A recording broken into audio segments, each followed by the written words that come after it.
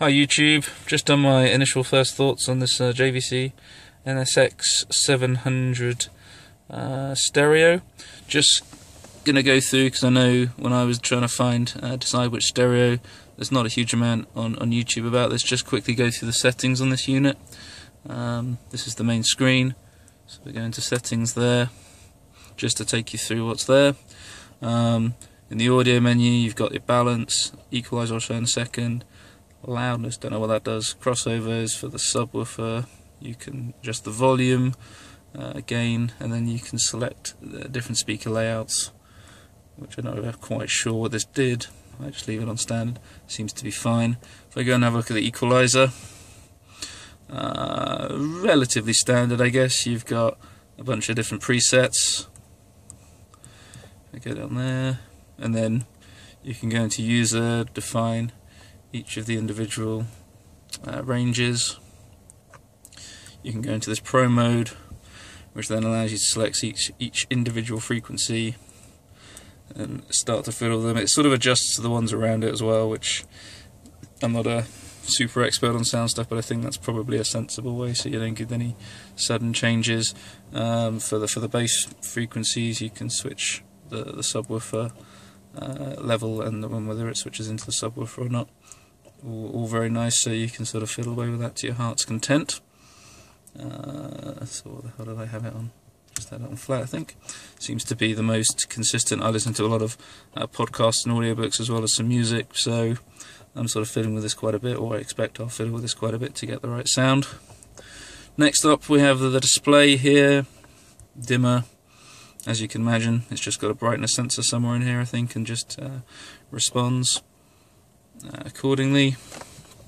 You can switch it on and off. Display design, I think there are other videos with the JVC units around here. So for day and night you can choose different backgrounds. You can load up background images, so this is in an alpha Romeo, so I've just put a nice alpha badge there. Very simple. This OSD clock, on-screen display clock I assume, I can't tell what switching it on and off does, but you can change that. You've got demonstration mode, you've got the scroll, so you can change how the scroll works. GUI adjust, I'm not sure what this does. Okay, so that's your brightness again, day, night. Brightness, and you can change the blacks and how black the black is. You can change the video input as well. So next bit on the settings is your inputs. So when you've got a smartphone when you've not got a smartphone connected, you can select to MHL or MirrorLink. I've got a Galaxy S4 plugged in at the moment, so it automatically defaults to the MirrorLink setting. AV input, I've not got the iPod cable installed because I don't have an iPod, but I guess you can switch it from that or to the just the aux in at the back. Camera, if you have I've got a reversing camera on here, so I've got that switched to on. Display input, so here you can select whether it's smartphone, iPhone or off. I'll show you quickly. So on the main screen here, these are your sound sources. You've then got the display, so that's whatever the sound source is. Camera, you can put it on the smartphone or you can switch it off, so I think that probably changes that. So that's all the input bits. Let's have a look at the system. The screen's pretty good on this normally, it's difficult to hold the phone and do it at the same time. So yeah, language, time, beep for interactions. You can set profiles. I haven't bothered to do this because I'm probably the only person that will use this car primarily, so obviously different people can set it up how they want. Touch panel adjust is just the calibration for the screen. Initialize, I'm not sure what this does. Nothing by the looks of it. I assume you probably have to pull down, and it's a basic setup, I'm guessing. Bluetooth, so this is just where you can pair your phone and audio devices for streaming.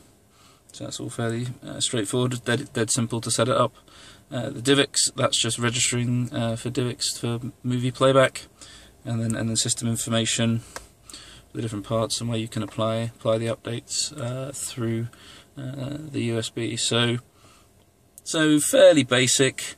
One of the annoying things I found about it, if that's the right way of putting it, is that while you can select this nice background, there's no way to actually get it to just display that when playing some music or playing a source. So for example, if I put USB, I haven't got the USB plugged in. That to me would be a nice screen if you've got some music playing, and then just tap to bring up the controls. But JVC decided not to do that. Just have a quick look at the buttons on the front here. Obviously you've got the home key function, is just scrolls through the sources. I think once you're in a source.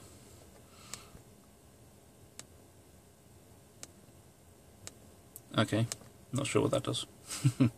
Like I said, just got this, so this is just the very initial thoughts. Phone brings up the phone menu and you can change your presets, you can bring up the cool pad. Not sure what that does. Ooh. Oh, that activates on the that activates the car, the phone voice recognition. Very nice. Go back there. Display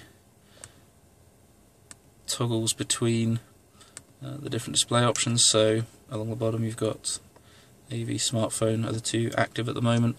So when you press display, it goes between them.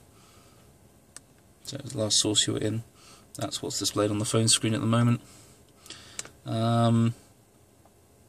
Press and hold, you can switch it off, which very nice for nighttime driving and when you're not looking at the screen for anything.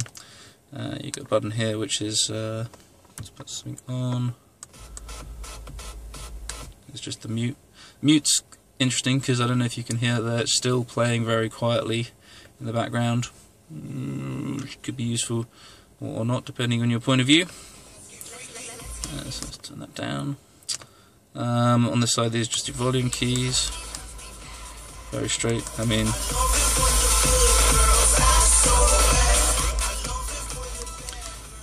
it's pretty loud on this system, so can't really complain. And then the eject key. So this is where you can adjust the tilt. You see that? For where it's positioned in the dash here.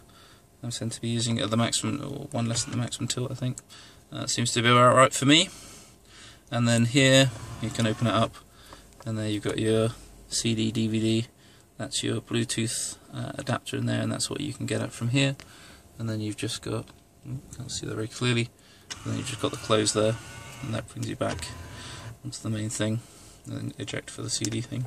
So that's the basic rundown of the system and the settings there. Very nice unit from the few hours I've had to play with it. I'll report back in a month or so with any more thoughts. Thanks.